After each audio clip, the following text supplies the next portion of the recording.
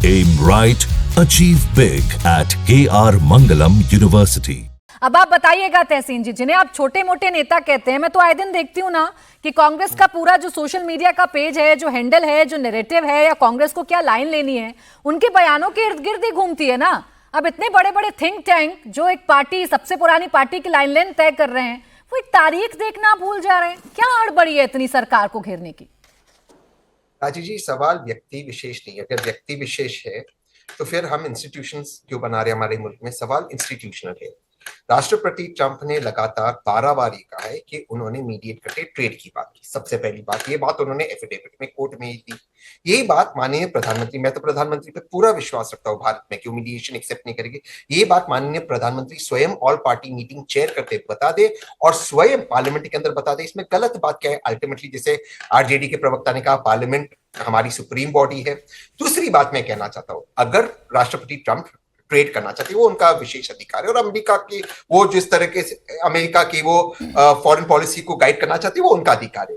लेकिन अगर उनका अधिकार है आसिम मुनीर के साथ लंच करना और ट्रेड करना, तो फिर भारत का अधिकार है और ये क्लियर कर देना चाहिए अमेरिका को कि आइंदा हम सिर्फ एयरबस खरीदेंगे, हम सिर्फ हवाई जहाज फ्रांस, यूके और मिलिट्री इक्विपमेंट रशिया से खरीदेंगे। इसके अलावा भारत सरकार को यह क्लियर कर देना चाहिए कि जो एयर इंडिया की दुर्घटना हुई उस पर भारत सरकार बोइंग के ऊपर एक इंक्वायरी लगाएगी, और जितने भी परिजन हैं जो जिनकी मृत्यु हुई है उस हवाई जहाज में, एयर इंडिया के हवाई जहाज में, उनको ये पूरा भारत सरकार सहायता देगी कि भारत के विभिन्न कोर्टों में वो बोइंग के ऊपर केस करे, करोड़ों रुपए का दावा पेश करे। एक सेकंड प्राची जी, एक सेकंड।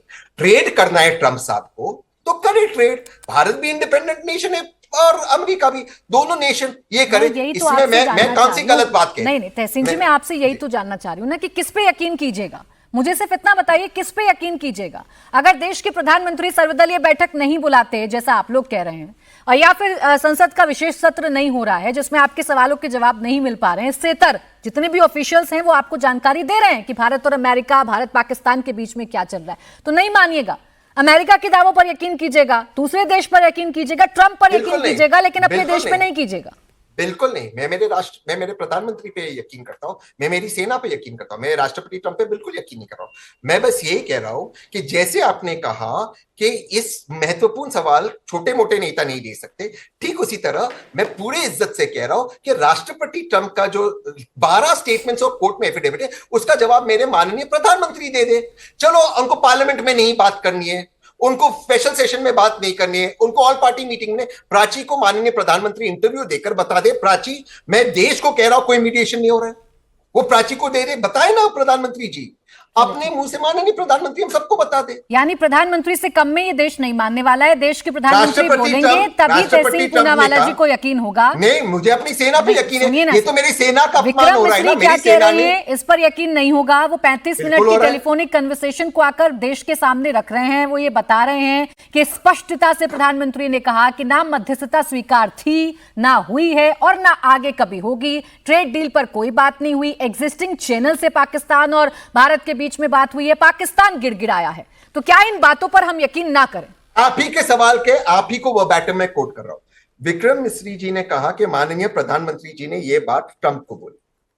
ठीक है, मैं ये बात मान लिया, बट ट्रंप कह रहा है कि उन्होंने बातचीत की। तो क्या ट्रंप डिल्यूजनल है कि माननीय प्रधानमंत्री को उनको बोलना पड़ा कि ये बात नहीं सुने ना, यही बात प्रधानमंत्री हमें बोलते हैं। अभी 5:15 बजे का वक्त हो रहा है ना तहसीन जी, अभी तक तो कोई बयान ट्रंप का आया नहीं। अभी तक तो व्हाइट हाउस ने कोई पोस्ट किया नहीं। भाई आपके साथियों को जरूर दिख गया हो। मैं तो पूरी टाइमलाइन खंगाल रही थी कि शायद मुझे भी कुछ दिखे, जिसको बार बार कोट कर रहे हैं आप लोगों के साथी, लेकिन मुझे कुछ दिखा नहीं। तो अभी तक तो बयान कोई आया नहीं।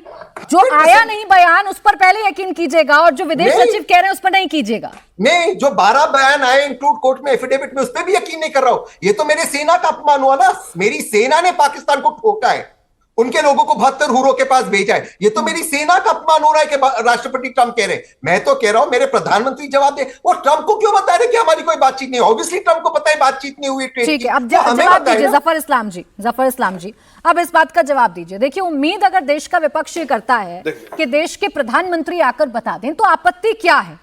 क्या रोक रहा है? मुझे बताइए ना, क्या एक ऐसी चीज है जो रोक रही है प्रधानमंत्री सर्वदलीय बैठक में नहीं पहुंच रहे या संसद का विशेष सत्र नहीं बुलाया जा रहा? क्या रोक रहा है आप लोगों को? अरे भाई, संसद का तो सत्र शुरू हो रहा है ना, मानसून सेशन। तो बैक टू बैक क्यों चाहिए? मानसून सेशन में आइए, पूरे सवालों का जवाब ले जाइएगा।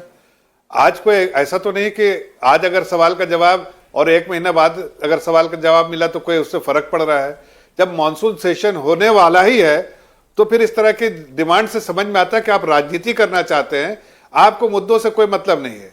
हकीकत यह है कि आज आदरणीय प्रधानमंत्री जी ने ट्रंप से जब वार्ता की फोन पे, तो उसमें साफ कर दिया, उन्होंने बताया से ऑपरेशन सिंदूर के बारे में, ये अभी भी जारी है और हमारा जो लक्ष्य था आतंकवादी ठिकानों पे प्रहार करना, उसको नष्ट नाबूद करना, हमने नष्ट नाबूद किया, पूरी दुनिया ने देखा।